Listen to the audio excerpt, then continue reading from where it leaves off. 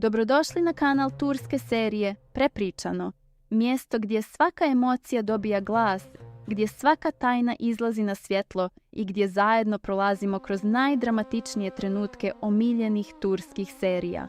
Danas vas vodim kroz 15. epizodu serije Tajne prošlosti Güler ve Günahlar, priču o ljubavi, izdaji, porodičnoj časti i istini koja boli više od bilo kakve kazne.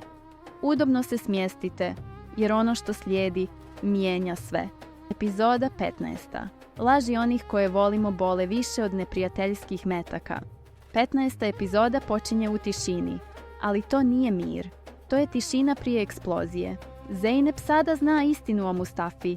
Njegova laž o Omeru nije bila greška, bila je svjesna odluka. Serhat je okupiran novim napadima Berak, pravnim pritiscima, emotivnim manipulacijama.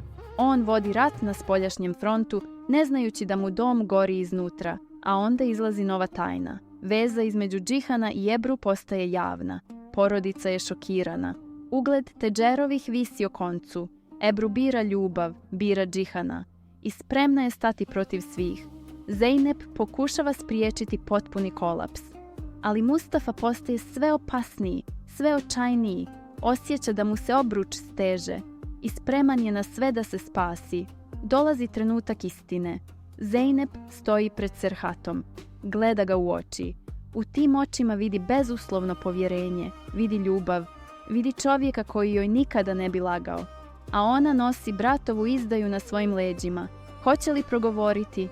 Prije nego što donese odluku, stiže vijest od Kader. Poruka koja ledi krv. Ne znamo šta je tačno uradila. Ne znamo šta je otkrila. Ali znamo jedno. Ono što dolazi nadilazi sve dosadašnje sukobe. Serhat i Zeynep ostaju nijemi. Svijet oko njih staje. A mi ostajemo bez daha. Ako vam se dopalo ovo prepričavanje epizoda 14 i 15 serije Güler ve Günahlar, podržite kanal turske serije, Prepričano lajkom i pretplatom. Pišite u komentarima, da li bi vi na Zeynepinom mjestu rekli istinu i da li Mustafa zaslužuje oprost. Vidimo se u sljedećem nastavku, jer u svijetu ruža i grijeha nijedna istina ne ostaje zakopana zauvijek.